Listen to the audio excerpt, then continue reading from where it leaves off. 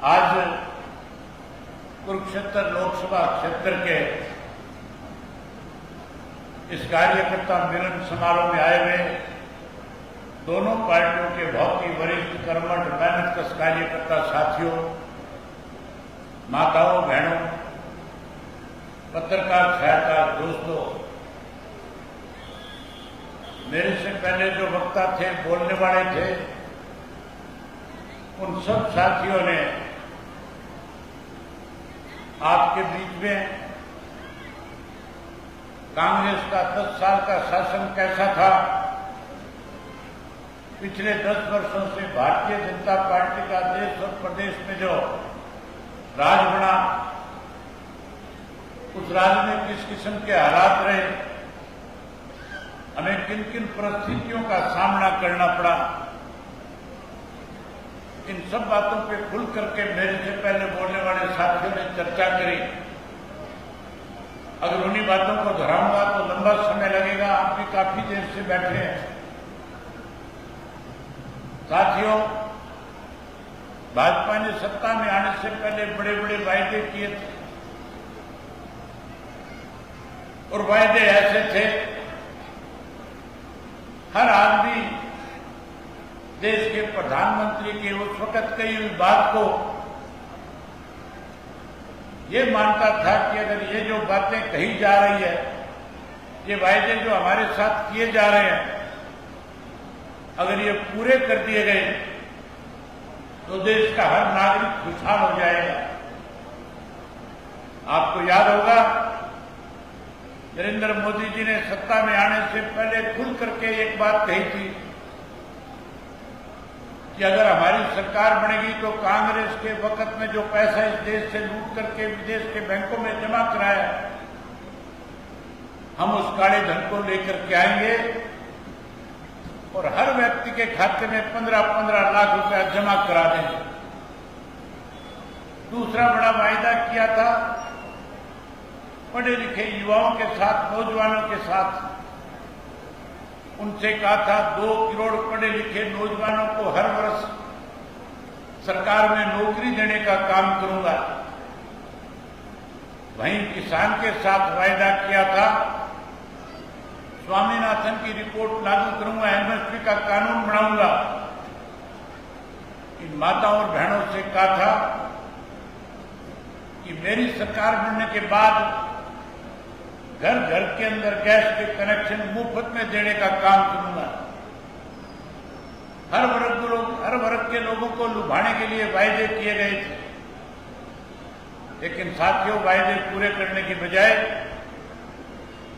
इस तरह के निर्णय लिए जिससे लोगों के सामने समस्याएं आई, दिक्कतें आई, कठिनाई आई। 10 साल बड़े मुश्किल के दौर से गुजरना पड़ा। जब 10 साल के बाद लोकसभा का चुनाव हो रहा था, माजरा साहब ने मेरे से पहले खुद के जिक्र किया था कि चौधरी ओम प्रकाश चौटाला ने गैर कांग्रेस और गैर भाजपा का एक तीसरा मोर्चा बनाने की बात फतेहाबाद में चौधरी देवीलाल जी के जन्म दिवस पे कही थी।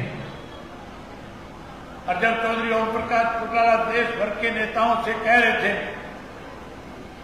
कि आज देश में जरूरत है तीसरे मोर्चे की, आज देश का हर नागरिक जहां कांग्रेस से दुखी होकर के भाजपा को सत्ता में लाया था, अब भाजपा से भी परेशान है, बदलना चाहता है। लेकिन साथियों, उस मंच के ऊपर नीतीश कुमार भी थे। उन्होंने चौटाला साहब से आग्रह किया और कहा कि चौटाला साहब, हमें कांग्रेस से परहेज नहीं करना चाहिए, भाजपा को सत्ता से पार करने के लिए कांग्रेस को साथ ले लेना चाहिए। चौटाला साहब ने कहा कि ठीक है, अगर आप सबकी ये राय है तो मुझे इस बात से कोई परहेज नहीं, लेकिन मुझे शक है कि कांग्रेस के लोग समय के साथ आपके साथ बेईमानी करेंगे। जो चौटाला साहब ने सोचा था वही हुआ। सबसे पहले नीतीश कुमार जो इस बात की पैरवी करता था कि कांग्रेस को तीसरे मोर्चे में शामिल किया जाए, उस नीतीश कुमार को कांग्रेस के लोगों ने उस इंडिया गठबंधन से बाहर करने का काम किया। जिस व्यक्ति चौधरी ओम प्रकाश चौटाला ने तीसरे मोर्चे की बात करी थी, गैर कांग्रेस की बात करी थी, इन बेईमान कांग्रेसियों ने उस इंडिया गठबंधन का हिस्सा चौधरी ओम प्रकाश चौटाला को भी नहीं बनने दिया। आज उसका खामियाजा देश के लोग भुगत रहे हैं। अगर इंडिया गठबंधन में हम शामिल होते तो हरियाणा की 10 की 10 सीटें जो है इंडिया गठबंधन जीतने का काम करता। भूपेंद्र सिंह हुड्डा बेईमान था, वो नहीं चाहता था कि हरियाणा से भारतीय जनता पार्टी कमजोर होकर के सत्ता से बाहर हो जाए। इसलिए जहां आपको शामिल नहीं कराया गया, वहीं बिहार के अंदर अगर नीतीश कुमार को रख लिया होता साथ में, तो फिर आज बिहार की सारी सीटें इंडिया गठबंधन जीत करके देश में अपनी सत्ता हासिल करता, भाजपा सत्ता से बाहर हो जाता। कांग्रेस ने अपना राज स्थापित करने के लिए, अपनी ताकत बढ़ाने के लिए देश के लोगों को फिर से ऐसी सरकार के हाथों में सौंप दिया जो लगातार लोगों को परेशान करने का काम कर रही है। वहीं हरियाणा प्रदेश में 10 वर्ष में भाजपा की सरकार बनने के बाद अनेक दिक्कतें लोगों के सामने आई है। भ्रष्टाचार बढ़ा है, कानून व्यवस्था खत्म होगी, पढ़े लिखे नौजवान बच्चों के पास रोजगार नहीं है, नौकरी नहीं है, स्कूलों में मास्टर नहीं है, अस्पतालों में डॉक्टर नहीं है, साथियों नहरों में पानी नहीं है, बिजली नहीं है, नशा बढ़ गया, अपराध बढ़ गया। आज हर व्यक्ति इस सरकार को बदलना चाहता है। जहां इस सरकार को बदलना चाहता है, वहीं कांग्रेस को भी सत्ता से दूर रखना चाहता है। मैंने पूरे हरियाणा प्रदेश के 2000 से ज्यादा गांव का भ्रमण करके बहुत नजदीक से लोगों की दिक्कत और कठिनाई को समझने का काम किया। आज हर व्यक्ति परेशान है।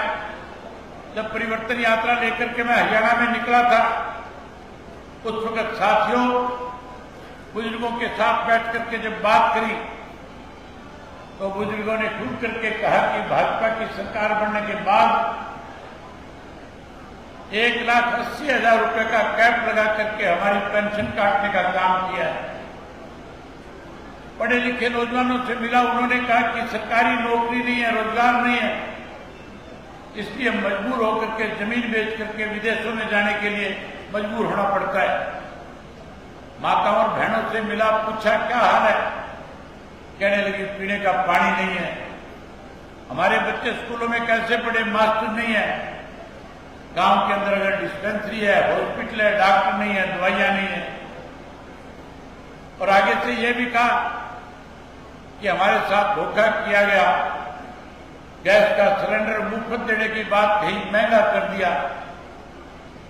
हर व्यक्ति दुखी था, परेशान था। हर कोई कहता था हम दोबारा से चौधरी देवीलाल की नीतियों की सरकार बनाना चाहते हैं। साथियों, समय आ गया चौधरी देवीलाल जी की नीतियों को और साहब काशीराम के संघर्ष को आगे बढ़ाने का। अब चुनाव है, इस चुनाव के अंदर अगर आप इंडियन नेशनल लोकदल पार्टी और बहुजन समाज पार्टी को सत्ता में लेकर के आते हो, तो पूरे देश में एक संदेश जाएगा कि इस देश का किसान और मजदूर इकट्ठा होकर के जिसने अपनी मेहनत से इस देश को बड़ा निर्माता बनाने का काम किया, जिसने दिन रात मेहनत करके जहां बड़े बड़े कारखाने स्थापित करा दिए, हवाई अड्डे बना दिए, रेलवे स्टेशन खड़े कर दिए, जिन मजदूरों ने, किसानों ने मिलकर के इस देश को अनाज में आत्मनिर्भर बना दिया, अब उस देश का मतदाता जो है, उस देश का किसान और मजदूर इस बात के लिए भी जागृत हो चुका है कि जब देश का निर्माण हम कर सकते हैं, तो फिर देश के अंदर सत्ता पे काबिज होकर के राज क्यों नहीं कर सकते। अब राज बनाने का समय, अगर हरियाणा में इसकी शुरुआत करोगे तो पूरे देश में संदेश जाएगा और पूरे देश में आगे आने वाले लोकसभा के चुनाव में बदलाव होगा। बहन देश की प्रधानमंत्री बनकर के इस देश को आगे ले जाने का काम करेंगे। आज साथियों, चाहे भारतीय जनता पार्टी है चाहे कांग्रेस के लोग हैं, लगातार लोगों को लुभाने में लगे हुए हैं। बड़े बड़े वायदे करते हैं, कहते हैं हम सत्ता में आएंगे, सत्ता में आने के बाद लोगों को सुविधाएं प्रदान करेंगे। मुझे पता है लोगों के सामने किस किस्म की दिक्कतें हैं, क्योंकि मैं गांव-गांव में गया हूं, शहर और कस्बों में लोगों से मिला हूं। ये लोग केवल अखबारों तक सीमित हैं। इनको नहीं पता इस बात का कि लोगों की आज क्या क्या मुश्किलें हैं। अगर किसी को मुश्किलों का हरियाणा के लोगों की का पता था तो याद करो, चौधरी देवीलाल ने न्याय युद्ध करके हरियाणा प्रदेश के एक एक गांव में जाकर के लोगों को बुनियादी सुविधा कैसे दी जाए, उसके लिए उन्होंने सन 1987 में समस्त हरियाणा सम्मेलन जब जींद में किया था, उस समस्त हरियाणा सम्मेलन में चौधरी देवीलाल ने लोगों से कहा था कि बूढ़ो मर मत जाइयो, 100 रुपया माहवार पेंशन करूंगा। चौधरी देवीलाल ने वायदा किया था और कहा था 10-10 हजार के कर्जे माफ करूंगा। चौधरी देवीलाल ने वायदा किया था गरीब की बेटी की शादी में 5100 रुपये कन्यादान के दूंगा। चौधरी बंसीलाल कह रहा था यह संभव नहीं है, सरकारी खजाने से पैसा दिया नहीं जा सकता। चौधरी देवीलाल ने कहा कानून बनाऊंगा। जब आप लोगों ने सत्ता सौंपी तो चौधरी देवीलाल ने अपने कैबिनेट सेक्रेटरी से कहा जाओ एक प्रस्ताव लिख करके लेके आओ। पहली पंक्ति में लिखो 2 रुपया पेंशन, उसके नीचे लिख करके लेकर के आओ किसान का, मजदूर का, छोटे दुकानदार का 10,000 रुपये तक का कर्जा माफ, और निचली पंक्ति में लिखो 5100 रुपये गरीब की बेटी को कन्यादान। और वो तीनों चीजें लिख करके लाए। चौधरी देवीलाल ने कैबिनेट से मंजूर कराया और कानून बना करके लोगों को सुविधा देने का काम किया। 10 साल कांग्रेस का राज रहा, हुड्डा कहता रहा।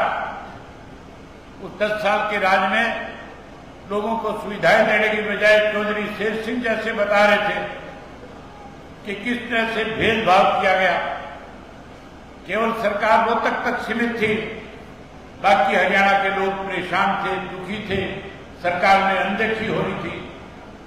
अगर सरकार में सबको सारी सुविधाएं दी तो चौधरी ओम प्रकाश चौटाला ने सरकार आपके द्वार लगा करके लोगों को ज्यादा से ज्यादा सुविधाएं प्रदान करने का काम किया था।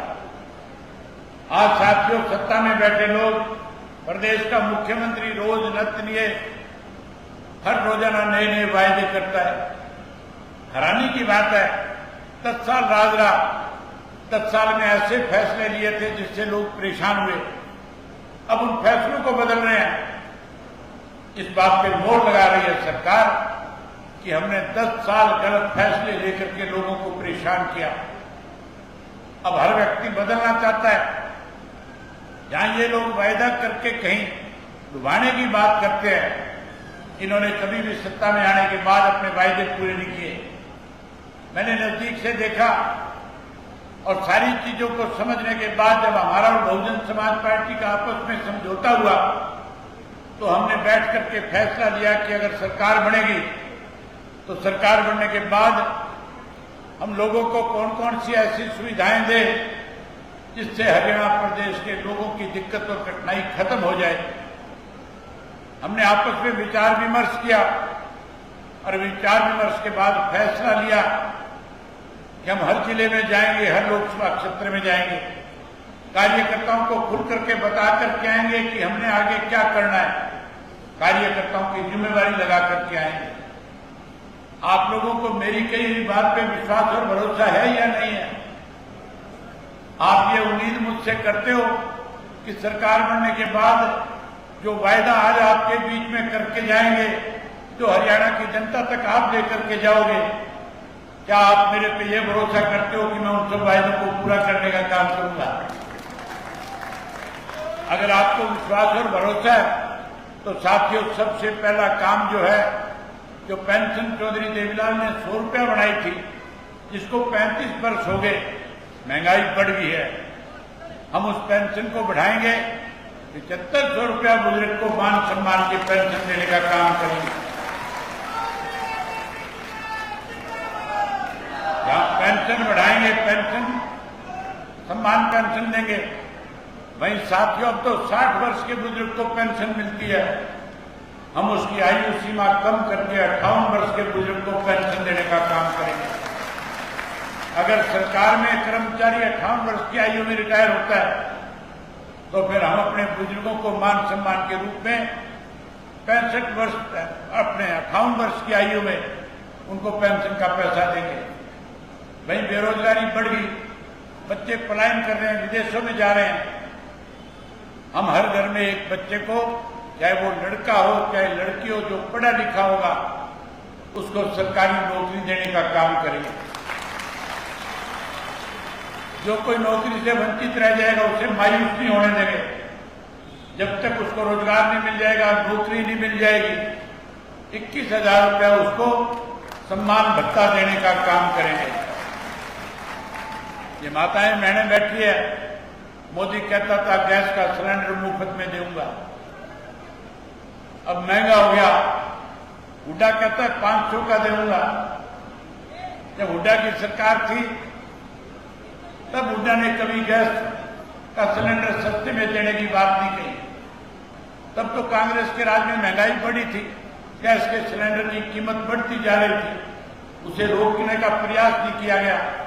अगर गैस का सिलेंडर किसी के राज में सबसे ज्यादा सस्ता था तो चौधरी ओम प्रकाश चौटाला जब मुख्यमंत्री थे 250 रुपये में गैस का सिलेंडर घर में दे करके जाया जाता था।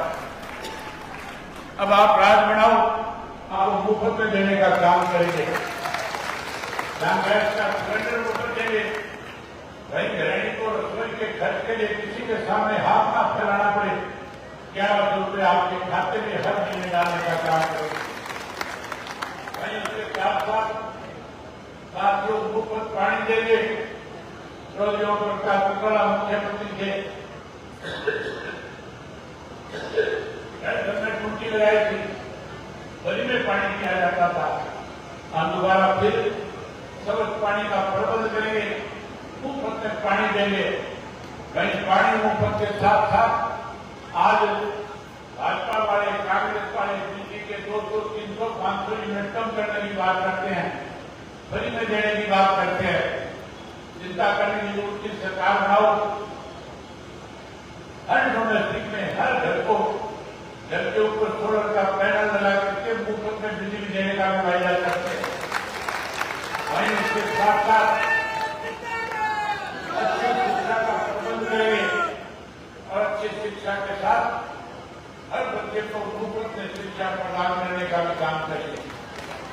वहीं हुड्डा कहता है 20 लाख रुपये दूंगा कोई बुजुर्ग बीमार होगा, बीजेपी वाले कहते हैं आयुष्मान के कार्ड से 10 लाख देंगे। हम तो परमात्मा से दुआ करते हैं कोई किसी के घर में बीमार ना हो, पूरा हरियाणा स्वच्छ रहे। लेकिन अगर कहीं कोई हारी बीमारी आ गई, कोई बीमार हो गया, उसको इलाज के लिए चिंता करने की जरूरत नहीं होगी। चाहे उसमें 10 खर्च होते, 20 खर्च होते, 2 खर्च हो, सारा का सारा पैसा हरियाणा की सरकार उठाने का काम करेगी। वहीं उनके साथ साथ ओल्ड पेंशन के लिए कर्मचारी रोजाना सड़कों पर रहते हैं। ये ओल्ड पेंशन जो खत्म की गई थी कांग्रेस के राज में हुआ था, आप बदलाव लाओ, सरकार लाओ अपनी, हम ओल्ड पेंशन स्कीम फिर से लागू करने का काम करेंगे। आज साथियों हालात इसको समझते हैं कि किस तरह से बैकवर्ड को, किस तरह से शेड्यूल कास्ट के लोगों को नौकरी से वंचित किया जाए। इसलिए सरकार सरकारी नौकरी पक्की निकालने की बजाय आज सोशल रोजगार योजना के तहत भर्तियां कर रही है। इससे सबसे बड़ा नुकसान जो है वो बैकवर्ड क्लास के लोगों का है, शेड्यूल कास्ट के लोगों का है, क्योंकि उसमें कोई रिजर्वेशन नहीं है। हम स्थायी नौकरी का बंदोबस्त करेंगे। 2 लाख को नौकरियां आज हरियाणा प्रदेश के अंदर पर खाली पड़े हैं। आते ही सबसे पहले 6 महीने में उनको भरने का काम करेंगे। हम स्थायी नौकरी देंगे और खास करके आंगनबाड़ी वर्कर, आशा वर्कर और सफाई का जो कर्मचारी है, कई तरफ से उनको पक्का करने का भी काम करेंगे। वहीं इसके साथ साथ साथियों 200 गज के प्लाट देंगे। आज अखबारों में आपने पढ़ा होगा पिछले दिनों मुख्यमंत्री कह रहा था कि हम शहर में रहने वाले को 30 गज का प्लाट देंगे, हम कोई कस्बे में रहने वाले उसको 50 गज का देंगे, गांव में रहने वाले को 100 गज का देंगे। इस तरह से हरियाणा प्रदेश के लोगों के साथ भेदभाव करने की बात कही जाती है, चिंता करने की जरूरत नहीं। हम 100 गज का प्लाट है, वो शहर में रह रहा है, कस्बे में रह रहा है, गांव में रह रहा है, हरियाणा के किसी भी कोने में बैठा है, जो आदमी भूमिहीन है उसको 100 गज का प्लाट देंगे और उसके साथ साथ जो देवीलाल आवास योजना के तहत पक्का मकान बना करके भी देने का काम करेंगे। आज पोर्टल से हर कोई दुखी है, आज हर कोई चाहता है पोर्टल बंद कर दिए जाए। आप लोग दुखी हो कि नहीं हो पोर्टल से? पोर्टल बंद करवाना चाहते हो कि नहीं करवाना चाहते? अगर करवाना चाहते हो तो जोर से बोल के बताओ कि बंद करवाना चाहते हो, बंद करवाना चाहते हो।